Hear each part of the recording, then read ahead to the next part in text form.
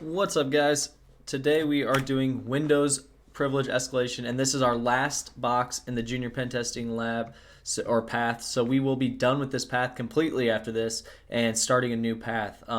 One thing I wanted to bring up, guys, make sure you guys like and subscribe. Obviously, that helps out a ton. But one thing I saw another cybersecurity YouTuber do, and I really like the idea, so I'm going to steal it from him. But basically, so you guys see me look over here a lot, and you probably don't know what I'm looking at, and a lot of it is, so these are the walkthroughs that I create and the notes that I take during doing these boxes, right? And I do this for one to help me out. For two, if let's say there's a useful script in there that I like or something, I'll take it out and I'll add it to my list of scripts and things, and it makes it easily accessible for me. One thing I like that he did is once you join his channel, not subscribe, but actually join the channel, you get access to all of his notes, which have useful scripts and things like that. I'm going to do the same thing. We're at 300 plus subs now. When we get to 1,000, that opens up the possibility for joining the channel. And when that happens, I'm going to go ahead and share all these notes for as many of the boxes that I have the notes. I have deleted some VMs and stuff, so I don't have all the notes or anything like that, but I am going to start taking them for that purpose. So hopefully you guys will enjoy this path and have enjoyed the junior pen testing path. All right, so this is kind of a long box. I know I went on a rant there, but I wanted to make sure that we use this last box to our advantage. So all right, so what is privilege escalation? We've already covered Linux privilege escalation, so we should already know the concept, right? We're trying to get admin rights. So I'm not going to read through their lecture here. All right, so information gathering. If you guys remember, we did information gathering on Linux, and it was very similar to what we're going to do here on Windows. They want user enumeration, collecting system information, searching for files, things like that. This is all on Windows machines, so this will tell you the difference really. And as far as Windows versus Linux, if you're not familiar with the command line, most people that know how to use Windows better than Linux, but they don't know the command lines as well as they do if they start learning Linux. So with that said, let's go ahead and start getting some of these questions. Launch the target machine, we did that. List the users on the target. One of them resembles a flag. So first thing I do, and I'll tell you, a lot of these commands they wrote in they wrote as command line, not as PowerShell, but I run PowerShell, so you'll see me go from PowerShell to command line and back a lot. That's just me changing the command structure, basically. All right, so first thing it says, list users on the target system. Well, if we follow what they've walked us through as far as user enumeration, you can see here, first, I always do this when I get on a new box. Who am I? Okay, so I'm just a user. Okay, cool. So net users is going to tell us the list of users. You see we have admin, default, guest, and there's one right there, THM17213. Now that looks a lot like a flag to me. So there you go. There's the first one. Now what operating system version of the target machine? So what operating system is this running? Obviously Windows, but what version is what we're looking for? And you'll see here, if you type in system info, and they give you this handy little thing here. What this is going to do is just going to take out some of the fluff, if you will. So you'll see when we run this system info, it's going to give us a lot of information. This here will actually give you can see it's going to find string, and it's going to look for OS name and OS version. I don't do that. I will do that if I need to, but this isn't that much information for me to look through. It's not even a page, so I have no problem just looking up here for OS version. So OS version, here you go, 10.0.17763. And you can see they want the NA build 17763. So now, when was this? They want to see when this specific KB patch was actually installed. Well, they give us a nice little level here. Here's a little script here, the patch level. And you can see you're using the WMIC, which is cool. I mean, we're going to use that a lot, so get comfortable with it. So we're just going to type this exactly the way they have it. And like I said, these are things that if you like it, go ahead and save this to some sort of notes that you guys have or anything like that. One thing I'll tell you, some just little gotchas.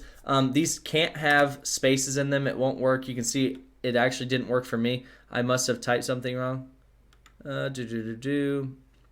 Description invalid query. Okay, so I thought I actually spelled description wrong. I think I did. Maybe I didn't.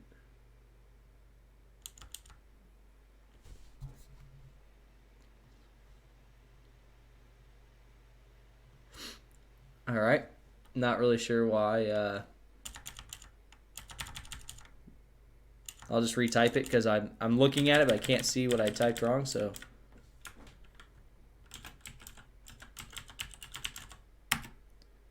all right, still saying invalid query. So let's look and see what we misspelled here. Caption, description, hotfix ID. Okay, so if you notice, I typed in installation instead of installed on. I just looked at it real fast. Not really sure why I did that. So there you go. Now this is going to run, and it's going to look for hotfixes in all these KB numbers. So what we're looking for is we're looking for this specific one, and it is KB562562. 562562. Boom. And there's 6102020. And you guys can actually so 6102020 is the answer. You guys can actually do a little bit more than this if you wanted to. You can actually do that same command, but you can say pipe it with find string. So like let's do this. Then we'll say find string, and we'll just say we want to know what number was it?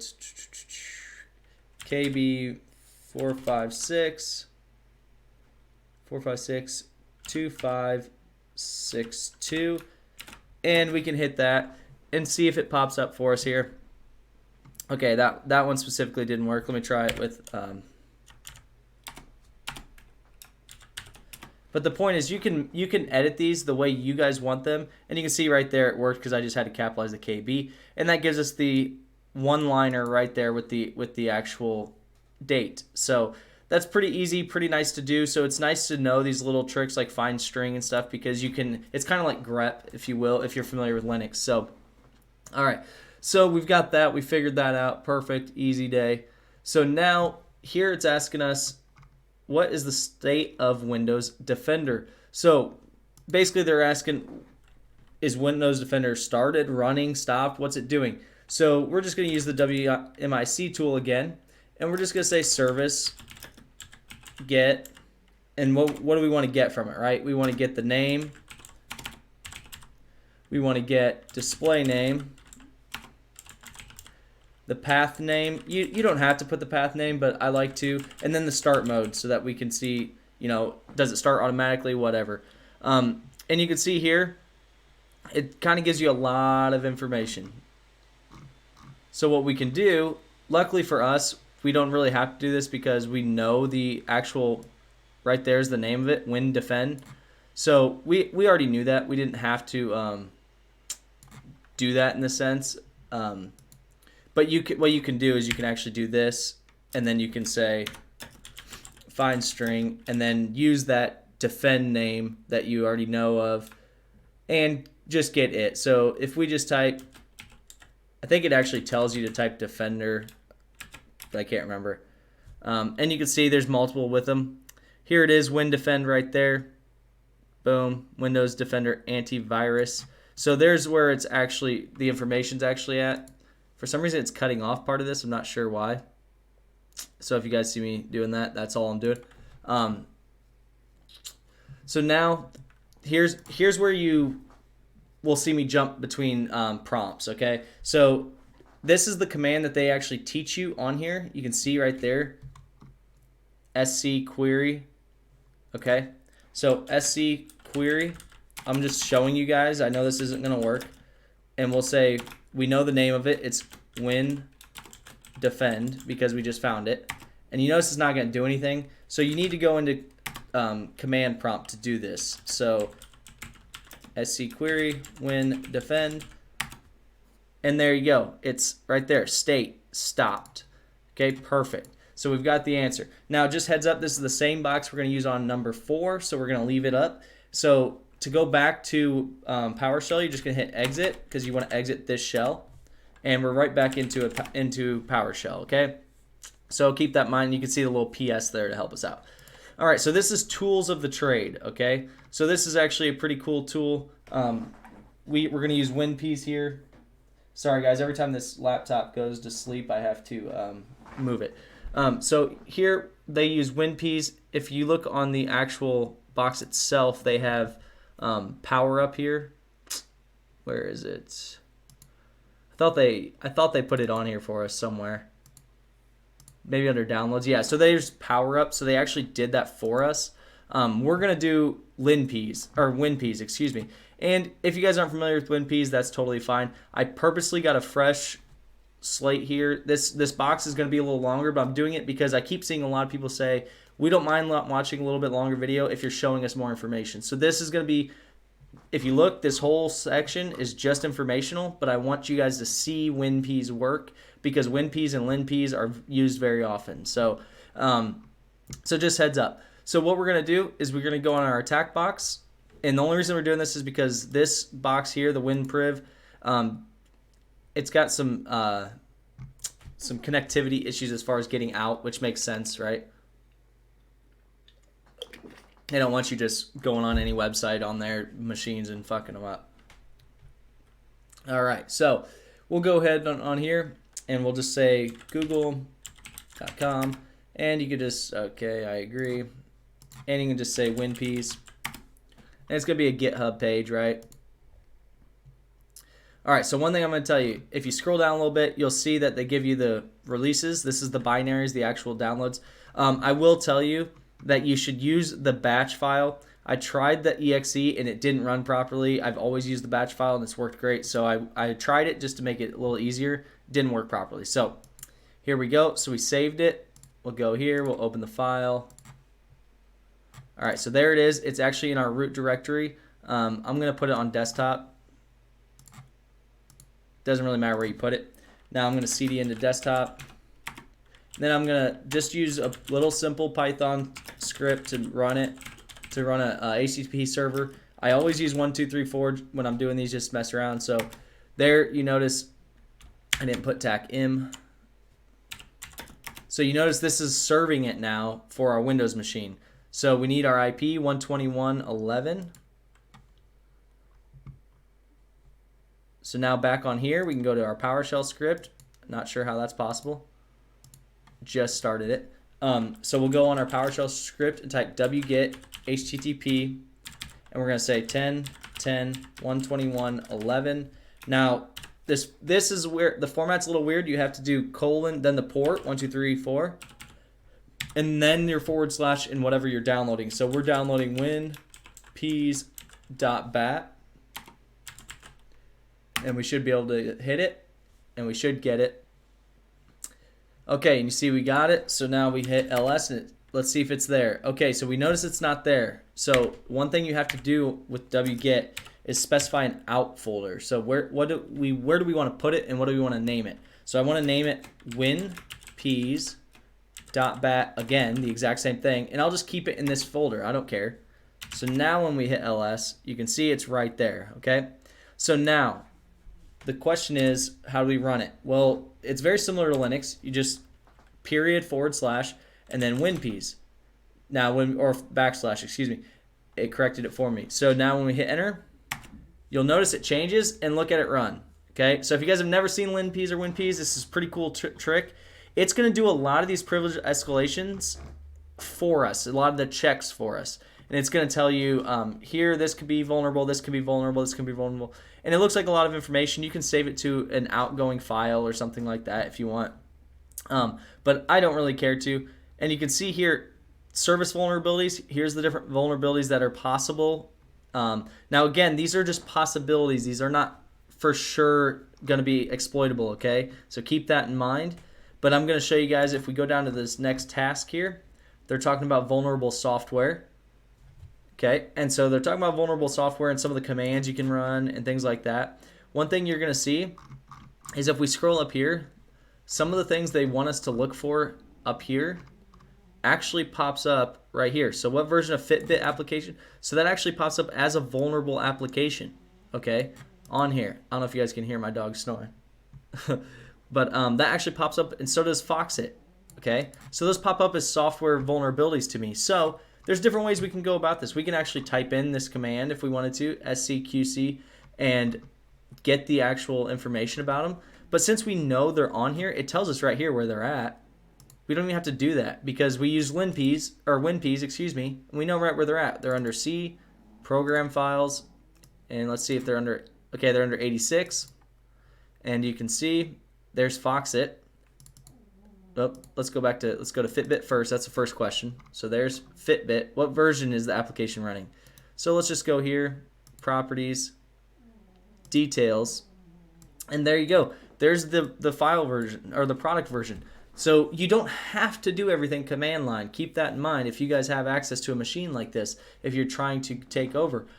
You can use these same commands that they're doing, but since they're having us do the same type of things over and over, I want to show you guys different ways to do this as well, because I just don't think someone memorizing these commands and just sitting there racking their brain is as important as understanding what you're trying to do.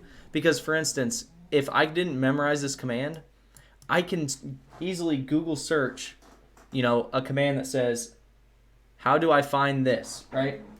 So I could easily Google search, how do I find version number of software? I could do that, and then this would pop up. I don't need to actually memorize that. So as long as you understand what you're trying to do, you can figure that out, in my opinion. So now, what kind of vulnerability seems to affect the Fitbit application? So now we got to do a little research. So let's go ahead and do exploit DB, and I don't know why it went to Yahoo there, but whatever. Exploit DB, and we're going to type in Fitbit and just see what pops up. Okay, there's actually only one pop-up. Perfect. So now we've got that pulled up. What kind of vulnerability? So here's the type of vulnerability right here, unquoted service path, and we're going to cover those in today and actually do one. So it's cool that they use that, but so that's the answer. It's unquoted service path, and we'll cover that here shortly. So now, what version of Foxit Reader is installed on the system? Same thing. All we got to do is go back to the program files. Foxit's right here. Foxit Reader. Find the application. Go to details, and there you go, 9.01.1049. Now, the way they wanted you guys to do it is simple. They just wanted you to, okay, I'm not sure what's expiring, but they wanted you guys to actually go in here and use the WMIC command line. I get that. I totally get it. Here's what you would see. You would see SC, QC, remote mouse service, or whatever service you typed, which we would get, and then you get some information on it. And that's great. But we don't need to do that all the time. We can think outside the box for ourselves and start thinking of other ways. All right, so now we have to actually close this box, start this one up. So now DLL hijacking. We've covered this before. Hopefully you guys understand the concept. So DLL hijacking, I believe Print Spooler. This is the attack that Print Spooler actually took advantage of. I can't remember. It was either this or no, I'm sorry. I think the Log4j took advantage of this. I can't remember. I did a video on it, and I forget now with how much we deal with it. But basically, the easiest way to think of a DLL file, guys, I'm just going to explain it to you. It is not a configuration file. It is an executable, okay? But I like to think of them in my head as a configuration file. The reason I do this is because I understand that it has to be ran for something in that application to understand what's going on, right? So there's some that are necessary and some that are not. Meaning sometimes it can skip over a DLL file and it's no big deal, it doesn't need it. But sometimes it needs it to actually keep running. So it's an executable that you don't execute in the same way. An application calls upon it to get other things going. So I think of it as a configuration file in the sense that it tells it what to do next, right? But that's not necessarily what it is. It's just an easy way in my head to understand what it's trying to do and the concepts of it, okay? So DLL file, you see here, they give you a little screenshot. And in this screenshot, you see, this is their C program files. There's these DLL files, and it says application extension. So what it is these are gonna actually be called upon by an application, whatever service application you're running, and they will then load them, okay? So instantly you're thinking, well, how can we make this vulnerable, right? Well, the easiest way is, let's say a DLL file doesn't even exist anymore, meaning that an application used to use one, it got deleted years ago and it's never been used. It's still looking for that. Every time it starts up, it's still looking for that DLL file, but it's not an important one, so it doesn't need it, right? Or if you can change a DLL file, meaning let's say this 7zip.dll, let's say we had write permissions. Well, we can substitute that DLL file for any of our DLL files. So we can make any vulnerable applications and put it right there for it. We can make it run our executable for us, okay? So that's what we're looking for. We're looking for a way that we can insert our DLL file in place of either theirs or in front of theirs. Now, that's where it gets confusing. So I recommend, if you guys are ever trying to learn these for real, copy these into your notes, okay? Because there's two modes. You see there's safe search and non-safe search. This is the path of them, meaning this is the order that it's going to check them for. So let's say, for instance, we'll use the same example, that 7zip.dll right here. That 7zip.dll, let's say that it's actually in the current directory, right? Number 5, okay? So let's say that's where it's sitting currently. If we can put our DLL file in any of the 4 before it, it will run ours first. So keep that in mind, because you can actually beat it in a sense. If you can get your DLL file in front of it, then you beat it. Now the problem is getting access to these, meaning you have to have write permissions into whatever directory you're trying to insert it in, right? So you guys can go through and read these if you want, but just know that there's the two modes differ the order that it runs in, okay? So now, finding DLL hijacking vulnerabilities. So there is a tool, and it's called Process Monitor, ProcMon. This is an example of it, okay? I'm not going to download it and run it for you guys because, again, I use the attack box simply so that you guys could mimic my moves exactly. And so you can see here, they give us pretty much everything here. We're going to do their attack, right? So here, there's a service called DLL hijack service. Would there actually be a service called that? Probably not. Process Monitor notices that this is where the DLL file's looking for it. So it's in that temporary folder, okay? So what that means is, if we have access to write in the temp folder, which we do, we can insert our own hijackme.dll and it will run it, okay? So that's what we're going to do. And that's pretty awesome, in my opinion. It's a lot of fun. There's not that many boxes out there with DLL hijacks, and I like it a lot. So here is the code they're giving us, okay? And you notice this is just code, and then here's the actual command, cmd.exe, and they're just doing who am I. Well, there's different commands we could do. We could actually set up a reverse shell and take over that way, right? But what we're going to do instead is we're just going to change a user's password. It's the way they're showing it, and it's the easiest way to do it. They want us to log in as Jack, who has higher privileges than we do. So first things first, let's go ahead and create. So we're on task 5. Let's create the DLL file. Now, if we actually went in here and we actually look, and we'll look here. So you notice we'll go to, it's under temporary, ctemp. You notice there's nothing there, but it's looking for that hijackme.dll. So we just need to insert hijackme.dll into this temp file, and then it will run it for us when we start that service. And you can see the service that needs to be started is the DLL hijack service.exe. So now, if we go here and we say task manager, services, it's not running real fast. Services, we're looking for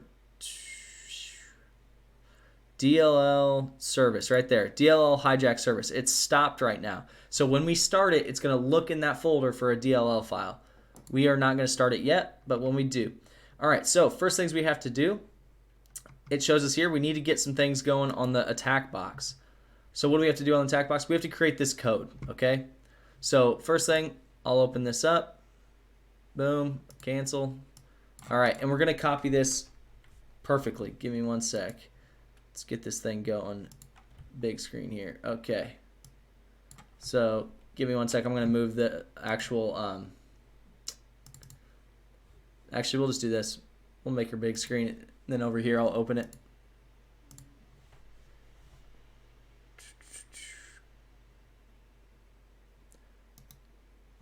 All right. So we open a new window. We'll move it over here. This is just so that I can see the command and copy and paste.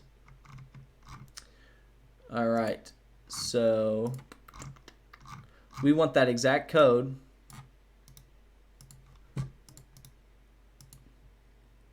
And it didn't work anyway, so it is what it is. All right. We'll just type it out. I'm not really worried about that. So we're just going to, this way we actually see what we're typing. Include, and we're going to type it word for word. You can just fast forward this part if you don't want to see it. But I think it's important to see how, like right here, a little mistake can change everything. So bool win API DLL main, and then we want, this has got to be all capitals, handle HDLL D word DW reason LP void LP reserved, boom boom boom, and then if DW reason. So if you guys are familiar with scripting and really any type of programming languages, you guys can probably figure out what it's trying to do. If not, you may have some issues, and that's outside the scope of this. I'm not here to teach you guys scripting necessarily right now, so just try and follow along best you can. If you're having issues, I understand. It's all right. Just know that this command will then be compressed into a DLL file that will then run for us. So we're going to do cmd.exe because we want it to open up in command prompt, the K to keep it going, and then instead of who am I, we're going to actually run the net user, okay? And what this is going to do, I'm looking for my notes here. Oh, I just had a whole bunch of notes, that's why. So the net user, and I'm trying to see what I changed the password to so I make sure I do it right. So net user is Jack, we know that, and then his password, I change it to password 123. I think they want you to change it to password like 11 if you look at the hint or something like that. I want it password 123, just a little easier for me to remember. All right, and then we're gonna say C, and we want it to run in temp, and dll.txt is what we're gonna put there. All right, and then then exit process. So this is just creating the actual DLL file, and you'll see what I mean here. So this is the file itself, right? So we need to actually save it, and we need to save it as, right now it doesn't really matter what we save it as, but you want to end up saving it as that hijackme.dll because that's what it needs to be remembered as. So I just will go ahead and I just save it as that now, but we do have to compress it. So there's that. And then you see the x86, so I'll just show you guys the x86 64. This is the actual tool they're using to compress it. Ming W32, and then compress. And then it's asking us for the file name, which we're on the desktop, so it's just the hijackme.dll, and you want to save this as a .c in order for it to read it. So I will have to change that. It just keeps saying that. I know this command's not going to work. That's why I'm okay with this, and I'll show you what I mean. Shared tac O for output, and we'll change it to hijack.dll. Okay, so when I hit this, it tells me to install it. So that's one thing I wanted to point out to you guys. I wanted you guys to see that. You need to install it because it doesn't come default on here, which is surprising because usually they have the attack box pretty much decked out with everything you need. but this is one of the first times I've seen it not come with that. So we'll go ahead and install it. Let's see, I mistyped something.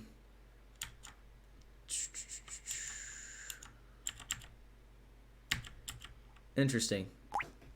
I had to mistype something. Apt install gcc ming w64x. Oh, I put a capital X in there.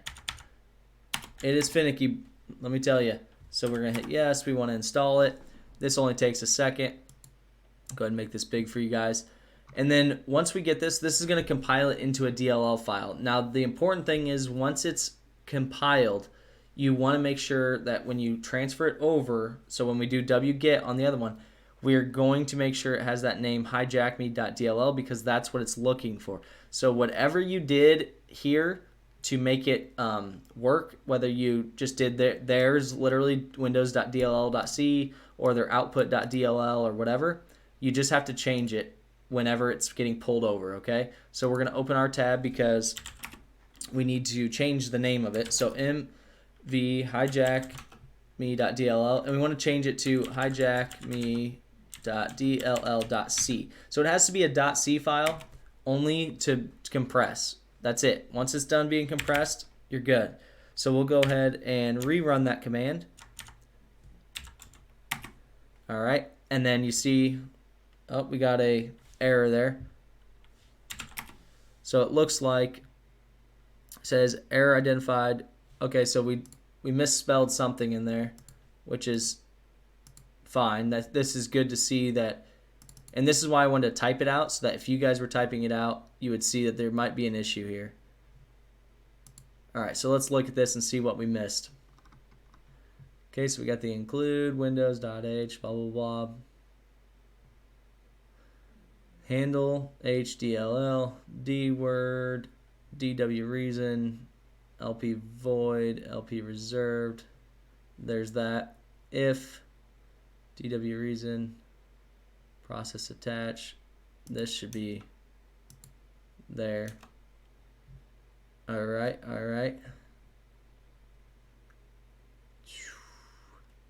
right, I don't see any other issues, so let's go ahead and save it. Sometimes that matters, sometimes it doesn't, so let's see.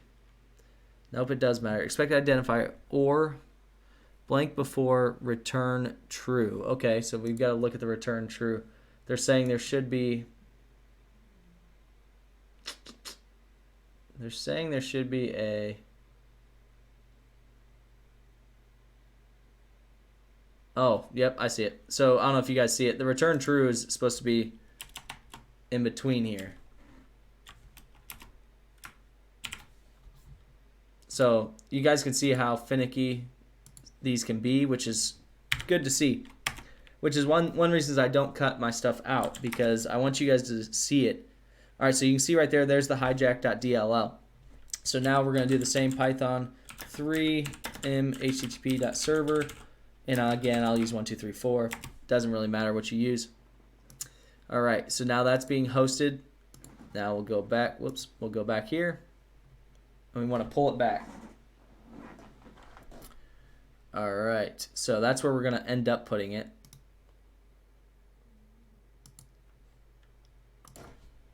Come on. Come on. They're not running real fast. Okay. wget http 10.10. What even was the IP? 10.10.121.11. All right.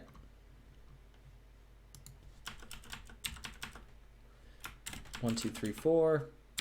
And then we said it was hijackme.dll. I didn't put I gotta put an output file anyway. Tech O, and that was hijackme.dll. File not found. Okay.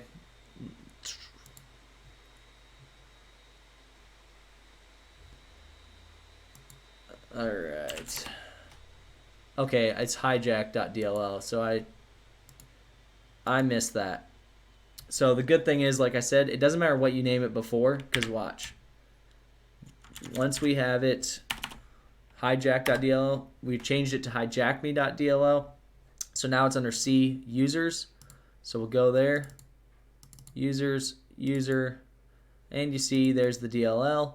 We'll copy that, and we'll put it in our temp file, temp directory, excuse me. There it is. So now all we have to do is open this back up. First, we have to actually go ahead and hit it. So we've got to open this up.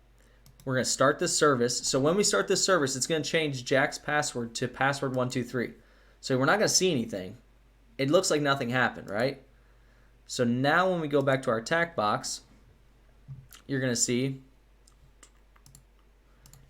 when we open up our, not 10, when we open up our remote desktop, here's a couple of gotchas here that you guys are going to have to, if you use the same remote desktop, you can use whatever you want to use. This is the one I use, and of course it's not going to show me. So this is the only thing I'm starting to get annoyed with using these boxes, is it stops showing me the IP addresses for some reason, and I don't know why it's doing that. So we have 1010, 156, 187, 156, 187, 156, 187. All right, username. Well, now we're trying to log into Jack, so keep that in mind. So Jack, then the user password is password123, and this will tell us if it was successful. So you have to change this. This is a little gotcha if you're using this. You have to change this to 24. It's just because of the resolution. You may not have to if you're using full screen or anything, but it's just something I found. Okay, we want to accept that. Certificate details, accept. And boom, we're logged in as Jack. So the fact that we got logged in as Jack using that password means the DLL file worked. Now keep in mind, with that CMD command that we did, anything you can do on command prompt, you can then run with that command. So you could have a reverse shell to yourself. You could have all kinds of stuff. So we re-mimicked the DLL file. So now the new password you set, what's the contents of the flag DLL.txt. Now you notice I have to actually scroll down on this remote desktop, but when you hit here, there's the flag DLL. It's the recent file, and there it is. So perfect. So the DLL file is complete. So now we have to actually close. Well, glad I didn't click that because we want to close the DLL hijack box, not the try hack me box. Okay, so now we can close that, start this one up, and now we're covering unquoted service paths. If you guys remember, this is what we were talking about earlier when we said the, what was it, Foxrite or whatever it's called, has a unquoted service path. So what this is, simple layman's terms here, if I can find a example here. Okay, it doesn't look like they're going to give me an example. But basically, whenever you're looking for, so these are services here, whenever you're looking for this service and you're getting a little more information on it, you notice it says binary path name, okay? You notice it says C, Windows, System32, LSAS, okay? But that's all it says. There's no spaces in that path, meaning if this was System space 32, this whole path would have to be in quotations. If it's not in quotations, that means when they set it up, they messed up big time, because what that means now is what the system is reading is C Windows System, okay? It's not reading the System space 32. So what happens is when they're looking for the binary, when the machine's looking for it, when you call upon it, it's going to go here and say, okay, C Windows.exe, is it in here? Okay, no, it's not. So is system.exe in here? No, it's not. Is lsas.exe in here? It is. So it's going to keep going down that binary path until it hits an exe. And that sucks for Windows, because what happens is someone like me can come in here and it might be looking, you might be trying to run this lsas.exe, but since you didn't put those quotations in there, I can actually jump ahead of you and I can say run system.exe here, and it will run that before it runs the lsas, and then I'm set because I had you run my my script, okay? So keep that in mind. All right, so while we're waiting on that machine to get ready, we're going to have to do a couple of things on our box. One of them is create a MS Venom exploit that we're going to upload. So MS Venom, and then we're going to do the actual payload is Windows x64 shell reverse TCP, and then we have to set the host. Okay, the host is us, so the L host is 10.10.121.11, right? The port, again, I'm going to use 1234. You don't have to use that. And then the file is executable, and then we're going to say, what do we want to name it? I already know the name of it. That's the only reason I'm doing this, but I'll walk you guys through how I got this name. I just trying to see if it's capital or not. All right, so common. Whoa, gotta have your hands on the right keys. Common.exe is the name of it. We'll hit enter. And you can rename it. It's not like it matters if you mess up. But basically, this is just a reverse shell payload on a Windows machine. If you guys aren't familiar with that, you can look at some of the other boxes we've done. But if you've been following along, you know right what we're doing. So what we're going to do is we're going to get this payload. We're going to put it in front of one of these unquoted service paths. And when we do that, we can actually then go ahead and have our listener set up, which is what we're going to do next. So we're going to get our listener set up. Once it gets going, boom, boom, boom, boom. We're going to say use exploit multi-handler. Okay, and this is just the multi-handler exploit, meaning it's just going to be a listener. So we're going to show options, and then we have to set the L host, and the L host again is us. And then set L port, listening port, and we're going to do 1, 2, 3, 4, and we're going to run it. So that's just going to start listening. It's not going to do anything else. That's all it's doing. It's listening. Okay, so we're good there. This one here, Python. Actually, we're going to have to cancel this. We didn't have to. You know what? We're not going to do that. We're not going to cancel it. We're living our seat on the edge here. Python 3m http.server, and we're just going to use 2222. And then that's now what we're listening on. So now we've got this set up. So what that is we created our payload. We've got it sitting there waiting for us to download. And then we actually have the reverse shell already set up. Now, I wouldn't normally do it in this order, but I already know the end goal, so I could do that. Normally on a regular machine, you wouldn't know what the unquoted path is yet. We already know that, so that's why it saves us some time, because this box does take a while. And this video is 40 minutes, so I'm trying to keep it under an hour. So you can see here, this is the command that we've been running all day long, and it's going to say what services are running, okay? And then what we're looking for is we're looking for a service that doesn't have that quote, okay? And then that access check's going to come in handy here in a second too. All right, so we open it up. Boom, boom, boom. We're going to say WMIC service get name display name path name. So it's important that you make sure you have that path name in there, because you need the path name. So now you can see here, if we blow that up, you can see they have paths over here. So just going off this, like I said, cut some of it off because of the view. We can actually fix that, but whatever. So it cuts some of it off. We'll view it in full screen and we'll see. That way you guys aren't getting cut off. Yeah, so we can do that. So you can see here, these paths, you notice there's ones that are quoted. The ones that are quoted have spaces in them. So like Windows Defender, C, program data, Microsoft, right here, there's a space in there. We're looking for one with a space that's not quoted. Well, because of the fact that we know what we're looking for, it's kind of easy, right? Because we're looking for one called unquoted service right there. But you notice it's C program files right there, but there's no quote in there.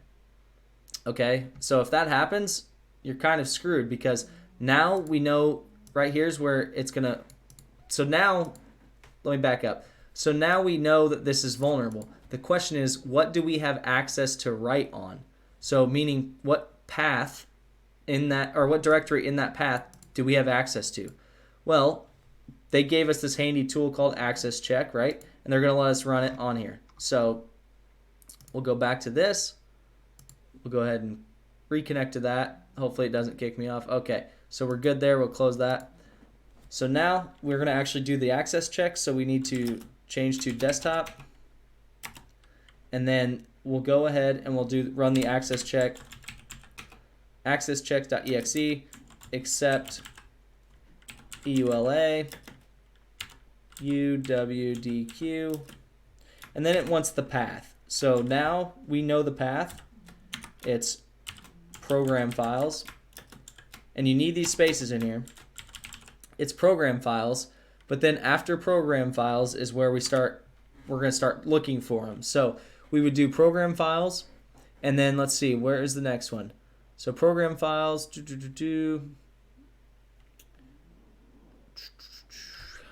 let's go up here and look at it, because you'll be able to see it up here.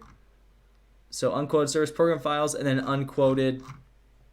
So then you can just type unquoted path service. So first thing I would do is click enter and run it on that one and see if we have access to unquoted path service. And it looks like, okay, we do. Perfect. So we do have unquoted path service. So that's the one we're looking for, because it says here, if you notice, read write built-in users. So that's really important, because one of the questions is, what is the full unquoted path of it? Right there. So what that means is we now can put a file in there called common, because that's the next file in the structure that it's looking for. So now all we got to do is wget http, and we're going to pull down our common.exe folder, 10.10.121.11, and we did that on 2222, and we're going to say common.exe, see if it pulls down first try. Looks like it did. Let's see. I didn't put an outputting folder, so nope, it did not. Okay, so now we're going to say output. We want common.exe. So hopefully this makes sense to you guys. What it's doing is, if we go in here, I'll show you. So right here, under local disk program files, there's unquoted path service. Okay, we just checked, and we have write access in this folder. Well, you notice the next folder it's looking for is common files, but because they didn't quote it, it doesn't know that this space is here, so it's going to try to run an executable here. So it's going to try it first here. It's going to say, right here, it's going to try and run, when you click the service, it's going to try and run unquoted.exe, path.exe, service.exe. Those aren't in there, so it's going to say, okay, go, it's unquoted path service, go to the next one. And then it's going to try and run executables in here. And the reason it does this is because you didn't quote it. It doesn't know where it is, where the executable is. It doesn't understand that, because it's supposed to be quoted. So we need to put our common, so we'll go ahead here, common.exe, we'll copy it, and we'll put it in here. We need it to run in here, okay? So we've got our backup, we've got our listener set up. If you guys remember, we have a listener over here with Metasploit that's waiting to hear it. There we go. So here's our Metasploit listener. It's just waiting. It's trying to figure out what's going on, right? So now we need to start that service, the unquoted service that they set up for us. So if we go here, Task Manager. Now, one thing, guys, you can do all this from command line. Starting services, to me, super easy if you just do it this way. You don't have to, though. So now we're looking for unquoted service right there, unquoted service. And you notice it's stopped. If we start it, you'll notice this one will error out. They'll give us an error eventually. But first thing you notice, we have a command shell now, because it ran our executable, not what it was trying to do. So now if we go in here, who am I? You notice we're NT authority system, meaning we are admin, okay? So now we have the admin.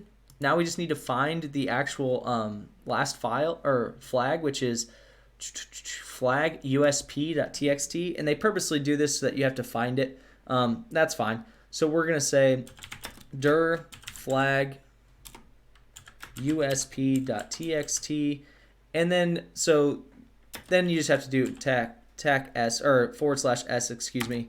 Now it's not going to find it unless you're in the right folder, so I might have to go all the way back to C to find it, but we'll see. And it's going to tell us, okay, it didn't find it, that's fine. We'll just cd yeah, we can't run it again. So then dir flag usp.txt s, and it's gonna find it, and it finds it in a username Cora. I think it's Cora Coral. Okay, Cora. And then once we get there, if it loads.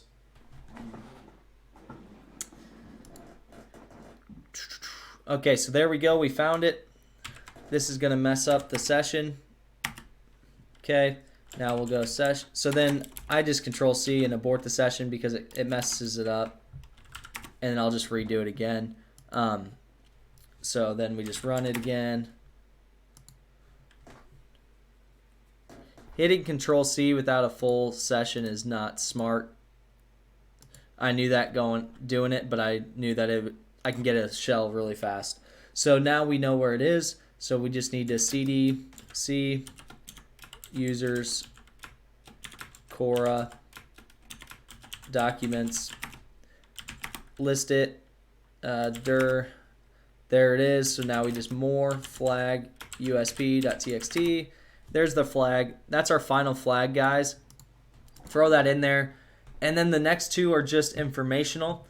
Token impersonation goes way beyond the scope of this box, in my opinion. But basically, token impersonation is literally what it sounds like. You're stealing the authentication of someone else and impersonating that person to do things that you want to do.